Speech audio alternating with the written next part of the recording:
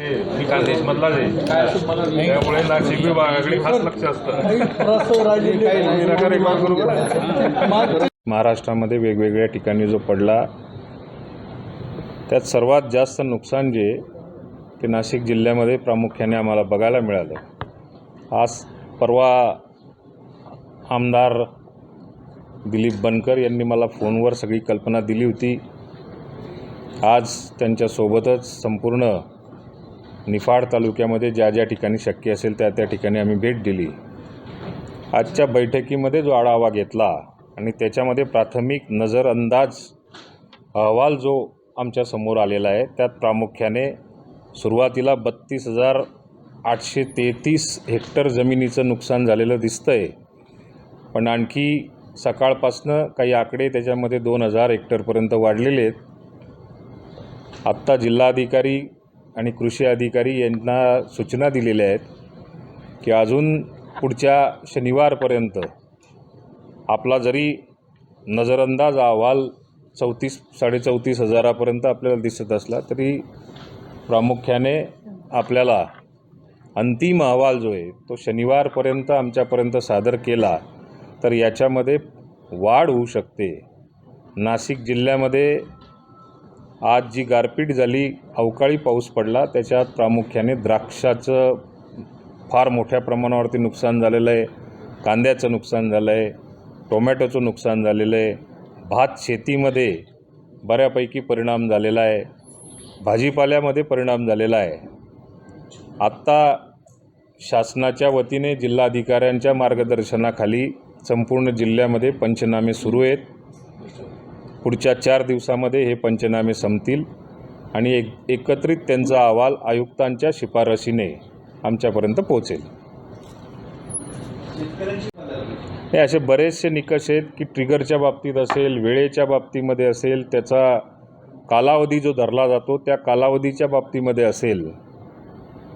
पीक विमा हा फळबागाकरता जो लावण्यात आलेला आहे त्यासाठी केंद्र सरकारच्या असलेल्या गाईडलाईन आणि राज्य सरकारबरोबर असलेला केंद्र आणि राज्य सरकारबरोबर पीक विमा कंपन्यांचा असलेला करार, याच्यामध्ये आपल्याला शेतकऱ्यांना दिलासा देण्याच्या दृष्टिकोनातून फळ पिकाकरता आपल्याला निकष हे थोडे बदलले पाहिजे.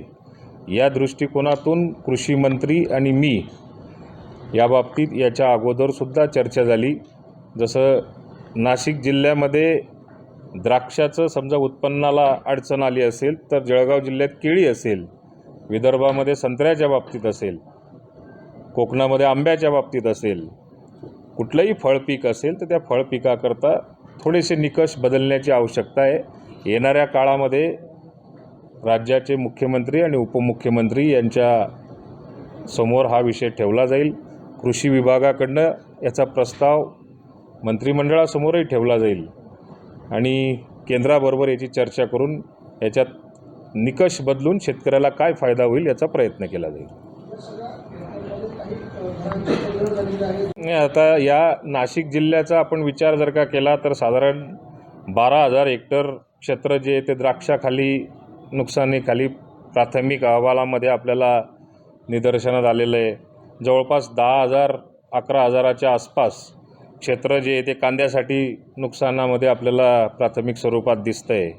जवळपास 70,000 शेतकरी जे आहेत ते 70,000 शेतकरी बाधित झालेल्याचं किंवा त्यांचं नुकसान झालेल्याचं प्राथमिक अहवालामध्ये दिसतं आहे. याच्यामध्ये 2 लोकांचं जीवितहानीसुद्धा झालेली आहे.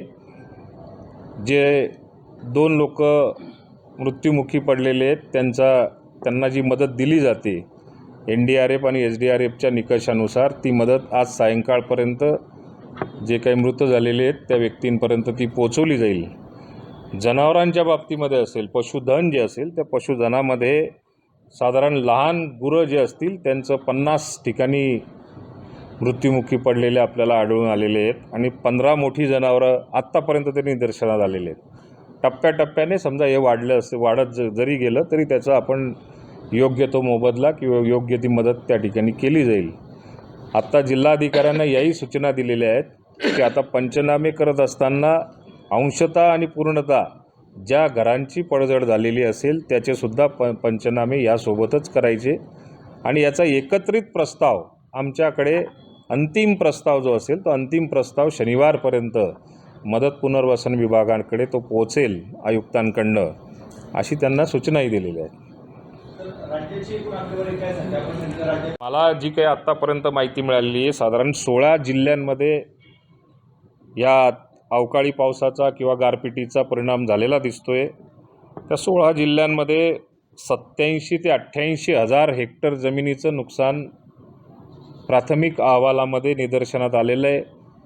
प्रत्येक जिल्ह्याच्या जिल्हाधिकाऱ्यांना सगळ्या सूचना कालच सेक्रेटरींच्या माध्यमातून, मुख्यमंत्र्यांनी त्यांच्या माध्यमातून सगळ्या जिल्हाधिकाऱ्यांना सूचना दिलेल्या आहेत आणि आपापले प्रस्ताव आपापल्या जिल्ह्यामध्ये कृषी विभागाशी चर्चा करून जिल्हा अधिकाऱ्यांनी सगळे प्रस्ताव हे राज्याकडे मदत पुनर्वसन विभागाकडे पाठवण्याच्या सूचना या जिल्हाधिकाऱ्यांकडे गेलेल्या आहेत.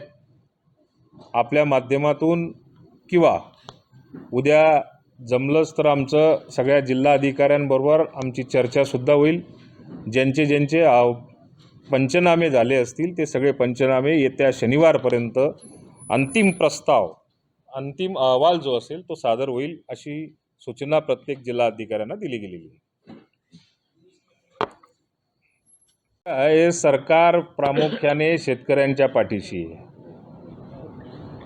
आणि सरकार शेतकऱ्यांच्या पाठीशी असताना मला सांगताना या ठिकाणी आपल्याला अभिमानही वाटतो की मागच्या 4 महिन्यामध्ये 2021 पासून 22 पासून जे प्रलंबित असलेले जे काही अनुदान होतं, जी काही मदतीची रक्कम होती, ती आत्ता बऱ्यापैकी अदा झालेली आहे. आत्ताच आमदारांनी आणि खासदारांनी माझ्यासमोर एक चर्चा केली. मगाशी केंद्रीय मंत्री भारतीताईंचाही मला फोन आला, झिरवळ साहेबांचाही काल मला फोन आला होता. काल मला ताईंचाही फोन होता, आमदारांचाही फोन होता. यांनी त्यांच्या जिल्ह्यातले त्यांच्या मतदारसंघातले असलेले प्रलंबित प्रस्ताव आमच्याकडे जर का पेंडिंग राहिलेले असतील तर त्यावर सुद्धा निर्णय लवकरात लवकर होईल. आत्ताच जिल्हाधिकाऱ्यांना त्यासुद्धा सूचना दिलेल्या आहेत. 2020 पासून किंवा 21 पासून तुमचे घरांची पडझड असेल, गुरांचं नुकसान असेल किंवा शेतीतलं झालेलं नुकसान असेल, याचे जे प्रस्ताव आपले प्रलंबित असतील ते प्रस्ताव आमच्याकडे रिसबमिट करा किंवा सबमिट असतील तर त्याची पोच माझ्यापर्यंत जर का पोचली तर त्याचीसुद्धा रक्कम नाशिक जिल्ह्यामध्ये लवकरात लवकर अदा केली जाईल. उद्धव ठाकरे साहेबांच्या कार्यकाळामध्ये असताना त्यांनी असे किती दौरे रद्द केलेले आहेत याचा अनुभव आपल्या सगळ्या उभ्या महाराष्ट्राला आहे.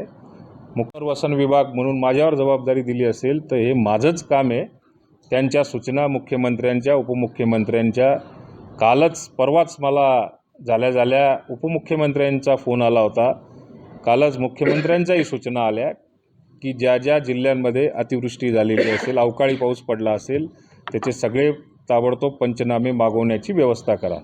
म्हणून ते राज्यातल्या किंवा देशातल्या कुठल्याही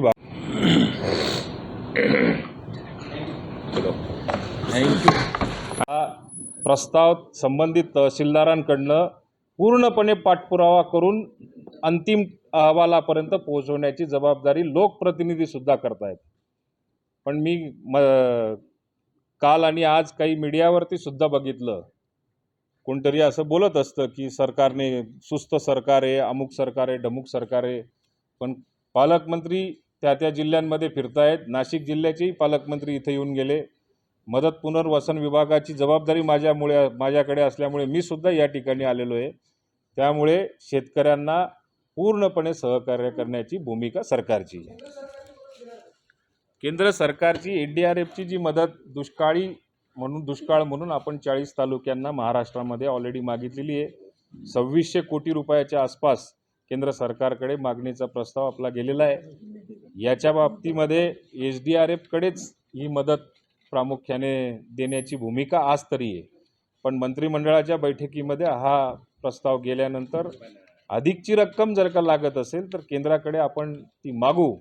पण खऱ्या अर्थाने याला जर का निकष लागत असतील तर SDRFचेच आहेत.